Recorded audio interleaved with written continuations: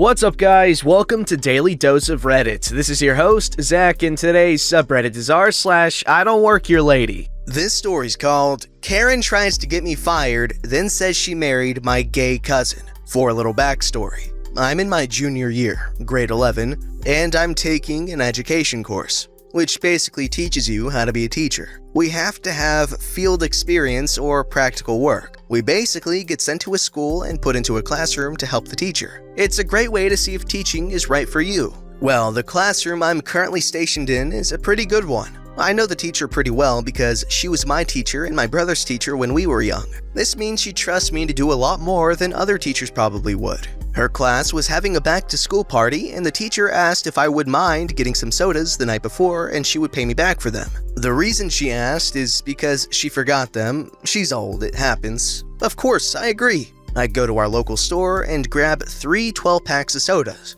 There are only 24 students in the class, but I wasn't sure what they liked. Plus, the teachers could just have what was left over. I decided to also get a few small gifts like candy or small toys as they were cheap. By the time I finished, my cart was pretty full, but I was obviously shopping and not working. As I'm working the till, I decide to go ahead and grab some cheap things for me to have for dinner that night as well. I stop my cart and start reaching up on the shelf to grab things. While I'm turned around, a woman starts digging around in my cart. I quickly stop her and ask, "What are you doing?" She says, "Well, aren't you stocking shelves? I'm just taking some of the candy." Now, to be fair, I was still wearing my school uniform, which is pretty similar to the store's. Both are khaki pants and blue polos, but the store shirts have the store name on the back. I decide to give her the benefit of the doubt and just say, "No, I'm shopping. I need this candy for school. Please put it back." She starts getting huffy and says, "You're wearing the uniform. Stop lying or I'll have you fired. My husband is the manager."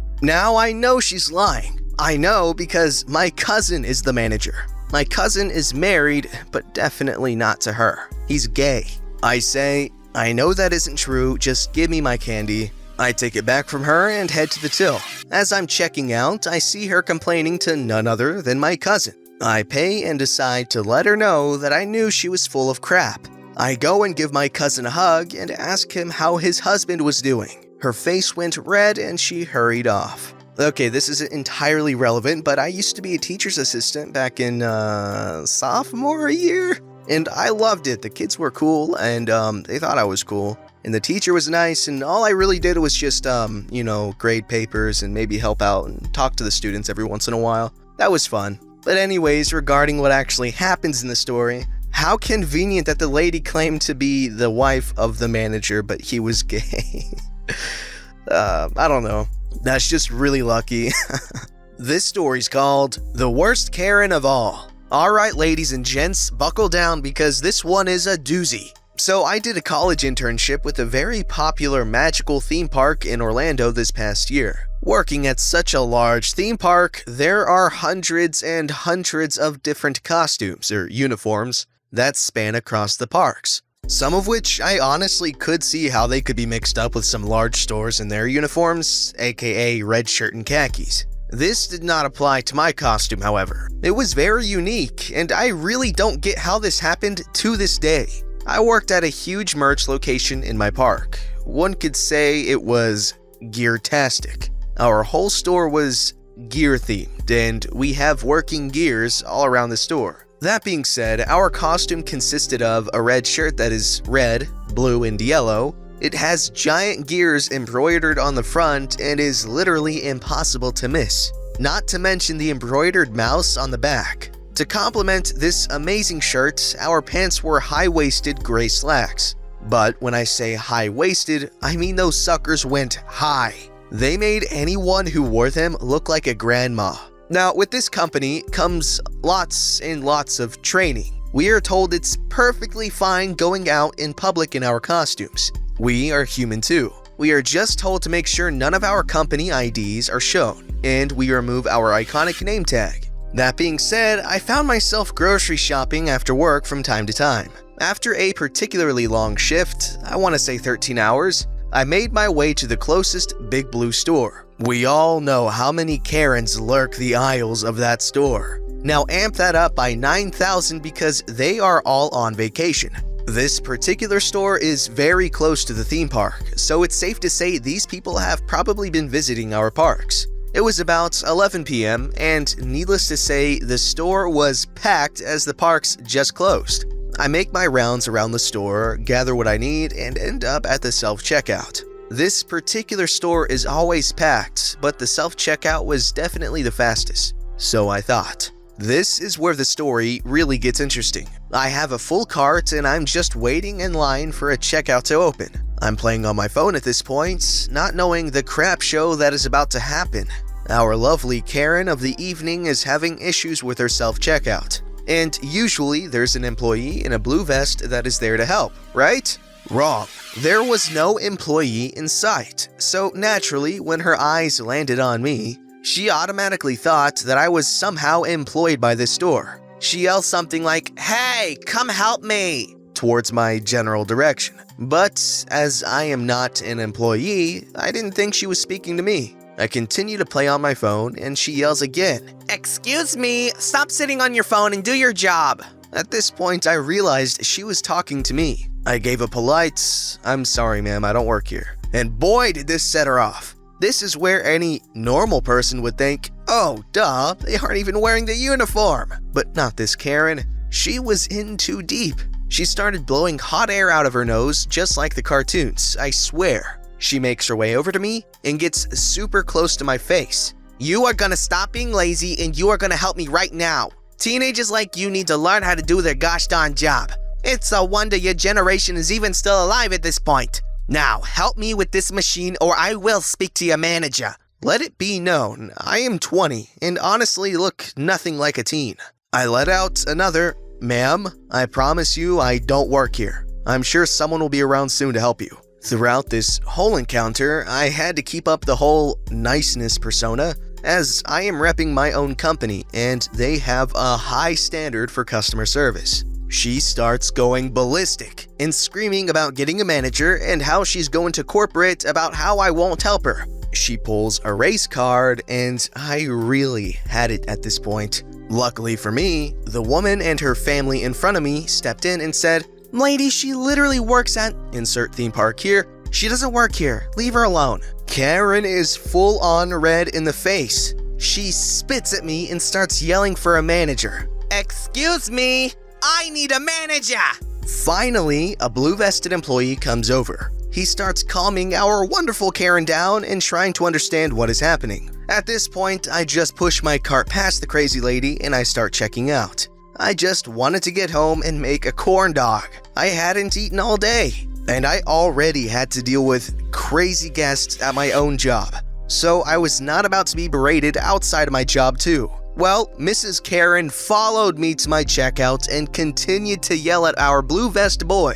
"This little girl you have working here gave me attitude and I will not stand for this. I am on vacation. I am not about to let you employee treat me like this. She is only treating me like this because I'm insert race here. I want her fired immediately." At this point, she is blocking me from my items in my cart, and I just want to check out. The blue vest calls for backup and a manager comes and calms her down. Luckily, our manager friend takes Karen away from me so I can finish checking out. At this point, I just want to cry and eat my corn dog. After Karen left, I bagged up my items as fast as possible and booked it out of there. I never learned of what happened to Karen, but I hope she is satisfied. Anyways, that's the story of the craziest Karen I have ever encountered. And it wasn't even at my job, which is a Karen trap. Okay, honestly, I could never work at Disney, okay? The number of crazy people there, oh boy. As for why the Karen singled out our Redditor here, probably has something to do with her scrambling to find an employee. And so she found one, just not necessarily, an employee at that store. She just saw, "Uniform, you, bad person." This story's called I Don't Work Here Shopping Trip. Hey, I've been reading for ages, just created a name for this night that amused me. I was out for most of the day at another event and got a call from my mother. She was going out to eat with my bro, so she couldn't go shopping with me like normal. However, she said she would drop me off and pick me up, but that meant since she was having a super unlucky day, that I would have to kill 2 hours shopping. I was dropped off with my list and coupons. I decided to take as much time as I could by being as lazy as possible. However, while I was looking for some aspirin, an elderly lady kept darting her eyes at me and then looking away. She did this enough for me to say, "Do you need something, darling?" I call everyone darling, or something flattering so no one gets mad at me. The woman smiled. "Yes, where's the dental stuff?" she said. I smiled. Next aisle over, follow me. I have some time to kill so I can show you." To which the elderly lady followed me to the dental section.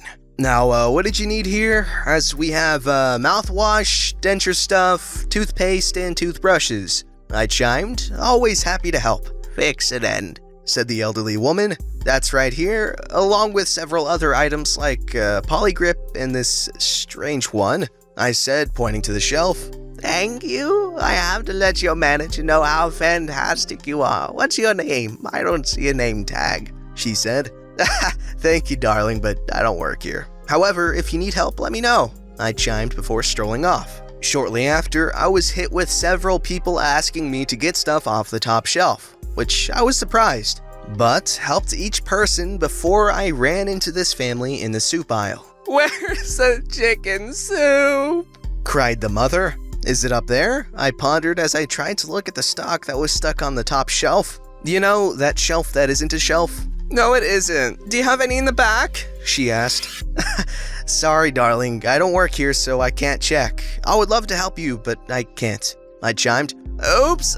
Oh well, I'll ask for a rain check," said the mother. She strolled away with her husband and child, but stayed in the aisle. While I was looking for soups, someone mentioned the end cap. Curious, I wandered over and saw the soup the mother wanted. So I grabbed a can and went back to the aisle. I stood on my tiptoe and called out, "I found your soup, darling." The woman's face lit up. "Thank you so much," she said, and went to get the soup. I went back to my shopping again, and once in a while helping people reach items. Not sure why they asked me, but hey, as long as they're not making a fuss and are polite, why not? I even stopped a couple of times to discuss coupons as there were some on items. Finally, in the checkout, the mother I helped before was having an entitled mother moment, which made me roll my eyes. So I started to look around and found some gummy snacks near the register for $1.09, and there was a coupon right next to it for 50 cents off. Cool, something new to try. I ended up discussing this with the woman in front of me.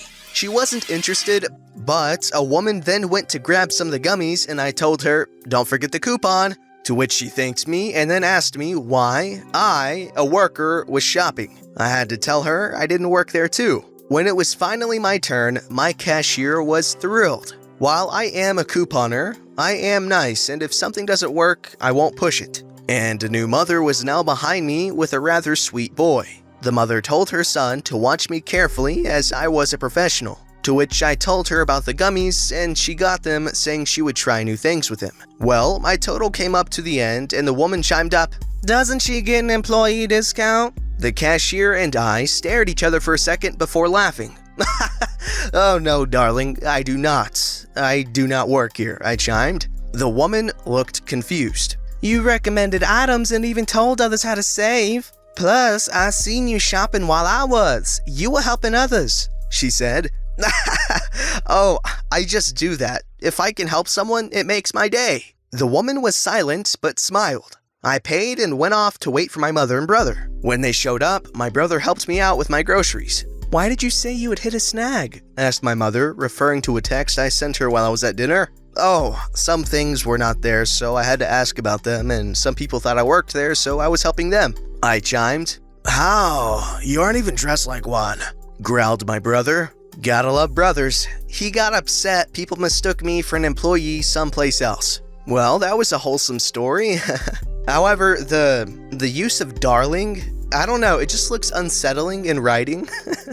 I mean, I'm sure in practice it's not weird at all, but just reading it, it's kinda weird. This story's called, "Oh, your security. Okay, fella. Order received and understood. I used to work as a crew member for gigs. Sometimes at Wembley Stadium in London, and one particular time in 1999, we're helping the set designer with his massive set and they keep us on for a few gigs. Most load-ins for a gig, getting the stage set up, the set, lighting, sound, etc., take a few days, but because of the roof on Wembley and the fact that there was a lot of pyro on the set, it would take a week. We all have our AAA passes, getting everything ready for the load-in, ramps all set, and we get told the trucks are going to be delayed, but to not set up the barriers again for where they are parked. We get to lie around chatting crap to each other, waiting for the trucks. We say hello to the security guys and bring them cups of tea every now and then. We're all cool and just enjoying doing nothing and getting paid for it. Then there is a shift change on the security, and Robo-Security pulls up in his tricked-out car. "Who are you lot?" he asks, and a forest of AAAs appear and are waved. "What you doing, waiting here?" I'm supervising the very hard work of dossing, so I say, "Alright, mates, we're just waiting for the load-in, but the trucks are delayed."